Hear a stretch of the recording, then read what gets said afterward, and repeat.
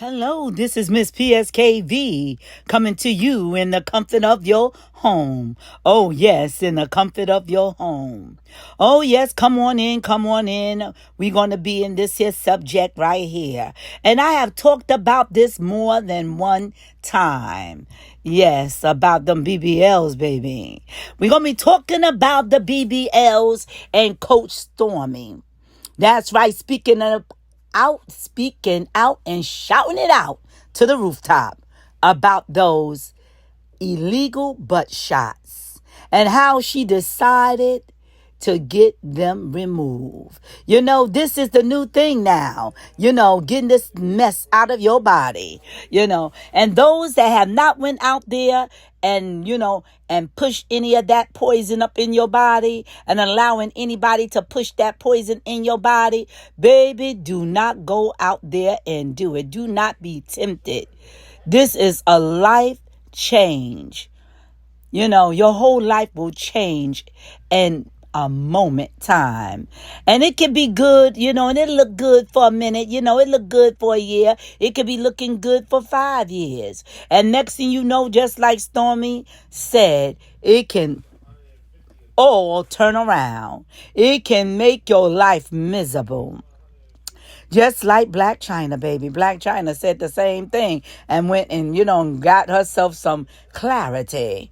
Just like Stormy, baby. She went and got her some, clarity. I salute you, Stormy, that you went and you spoke out and you took it to the roar of the roar to explain how this mess came about and how you was influenced due to the fact of a young age.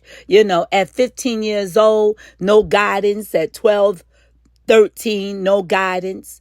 And how it was all about that you was now living out there by yourself as a teenager, as a teen mother, and out there, pushing to survive. Next thing you know, you over there in a strip club, Same thing with Carly B, same thing. It always, these strip clubs want to gravitate on our black, beautiful, young queens while they are just princesses growing into their queenship, But I salute you, Stormy, for speaking out to help so many young people. And I salute also Black China, who also went out with courage to explain about the surgeries that she had underwent just to get a big behind. And the same thing with you, Coach Stormy,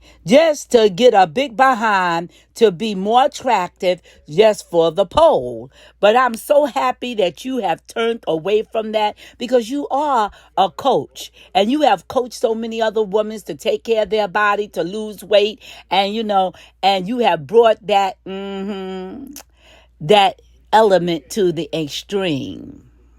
Coach Stormy did an amazing job with her tea. But let's get back with it because at 13 years of age, being out there on your own, I tell you, that was a stormy weather.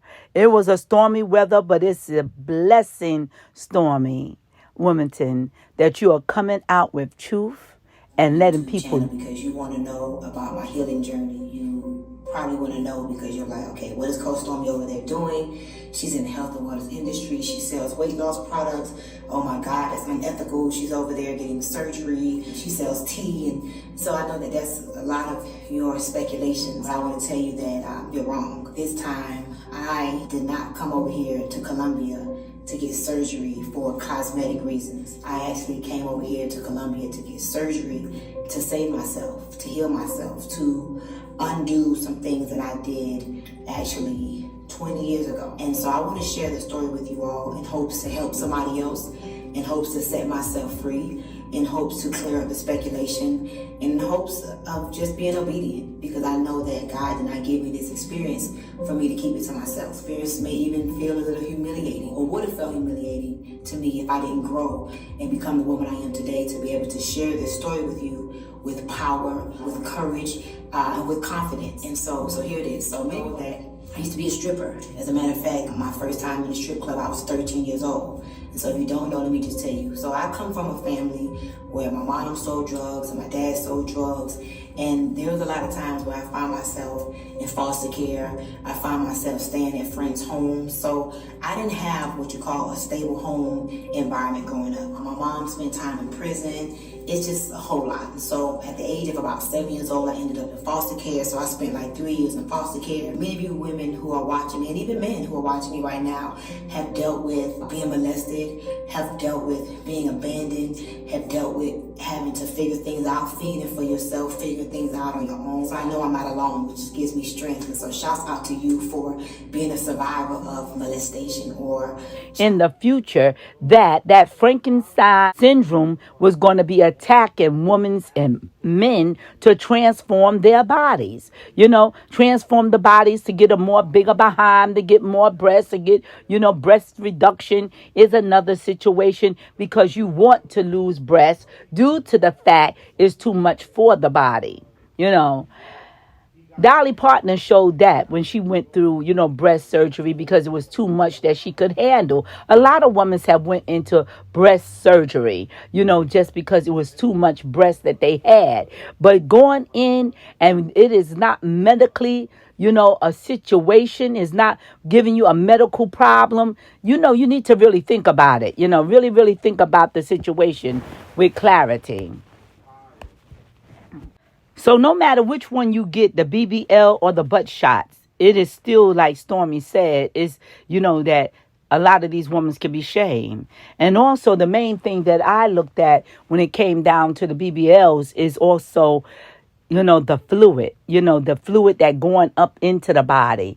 And then also that fluid that is also changing up your hormones. There's no way in the world that your cycle could be coming on and a smell is not coming out. Even down to getting a normal cycle, you will still have to deal with a smell. But knowing that you now dealing with your cycle with a smell that is now connected with a chemical that you done added into your body just to get more, behind. The same thing with the injections. It can change up your chemical order. You understand me? Your order now of your body is not operating in a good order. It's not in the operation of the hormones, of natural hormones that is now you dealing with. You dealing with something that is chemically induced.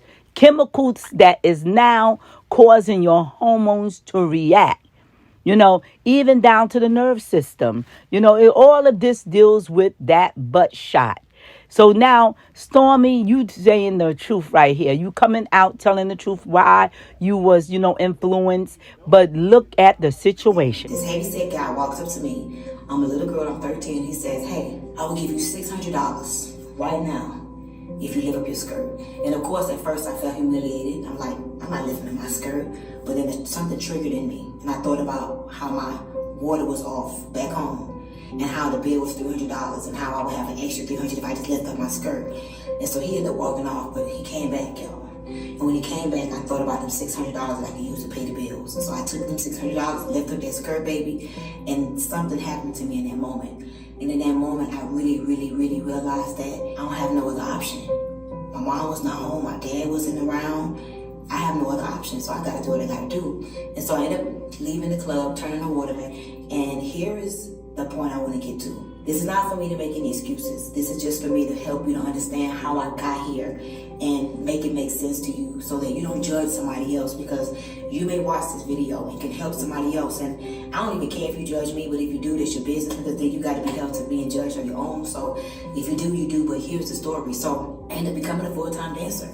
Guys, by the age of like 15 years old, I hadn't had my first child. I gave birth to Hennessy when I was 15, and that's when it got real to me. Not only did I have to figure out how to provide for myself, but I had to figure out how to provide for my son at 15 years old. So I ended up dropping out of school, and at first I would, steal. I used to steal food from the grocery store. I used to steal milk. I used to steal Pampers. I used to steal wipes. I used to steal clothes. I was a survivor. By this point, I'm a mom. I'm trying to figure out how to take care of my child, and I ended up dropping out of school, and hey, I got triggered, and I ended up going back into the street. Beautiful women's in my life that was older that also let me know what it was that I had now to encourage me to say, look, girl, what you don't understand right now, you have beautiful legs, you got beautiful, waist, you got a beautiful this, you got a beautiful that. Sometimes you need the older women to come to encourage you to what you have and knowing how to do it. But now you have to understand that you got this body, but now you got to wear certain clothes because they're going to make men's want you even more, at a young age. So I stayed around a lot of older women that also schooled me, not to school me to go out there to get on the pole, but to school me to understand the responsibility of the body that I have, And I was also in the church at a very young age, grew up in the church, was raised up in the church,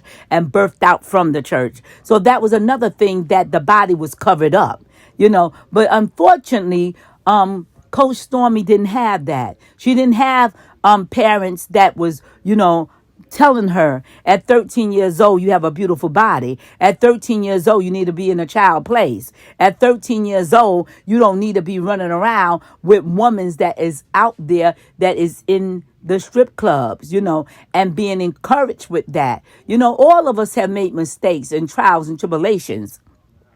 So I'm no way getting on you, Stormy, because you had a baby at a young age. So did I. I had 2 children at the age, as teenagers. So as a teenager, I was already a mother of 2. But that was not stopping me from going out there to get my education, to graduate on time, high school diploma, no equivalency, no GED, got the real thing, the high school diploma, graduate on time with my graduation class because I had a mother that pushed that, and encouraged me, even with my first child and my second, and then getting married, but I had a mother that kept on saying, no matter what, you have these children, you still going to school. No matter what, you still going to college. No matter what, you're going to be responsible. No matter what, you're going to get out here and go and get a job. No matter what, I'm going to help you. And she did. And she helped me. My children did not ever go into a daycare center because my mother refused that. She said, I'm going to be here for you. And my aunts did the same thing. They all surrounded me. And my cousins did. So they didn't let a mistake to turn out to be misery. They allowed that mistake to come in to say, this is the time the village come in to help build you. I wouldn't be the woman I am today if it wasn't for my mother, my aunties, and the community that I lived in that also helped nurture me. But some of us in our youth don't have that. Some of us make mistakes. Some of us make mistakes and teenage mothers, not because we were running up and down the street and getting on strip poles. It was because also, too, the church have some situation. And when I got pregnant, baby, I was in the church. Let me tell you, I was in the church. My first child, I gave birth to Hennessy when I was 15. And that's when it got real to me. Not only did I have to figure out how to provide for myself, but I had to figure out how to provide for my son at 15 years old. So I ended up dropping out of school. And at first I would, steal. I used to steal food from the grocery store. I used to steal milk. I used to steal Pampers. I used to steal wipes. I used to steal clothes. I was a survivor. By this point, I'm a mom. I'm trying to figure out how to take care of my child. And I ended up dropping out of school. And hey, I got triggered. And I ended up going back into the strip club. And this when it got real. I'm working at the world famous Rolex. Now we passed the statute of limitations, so I'm not worried about nobody getting locked up. But I was 15 years old in the strip club, y'all. I was 13 years old in the strip club.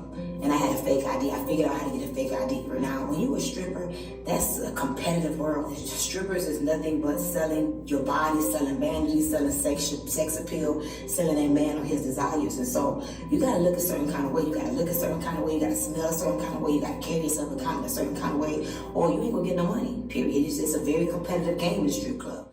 Going through trials and tribulation at a very young age. But at that age, I had some support. And some of our young people my age didn't have that support. Some of the young people that Stormy age right now, because we both are mature women with grown children, both of us. And I tell you, but some of us did not have that motivation around us. And I can see, Stormy, you did not have that motivation around you. But good is coming in right now. The blessing arising up beyond the measure is coming in greater than ever.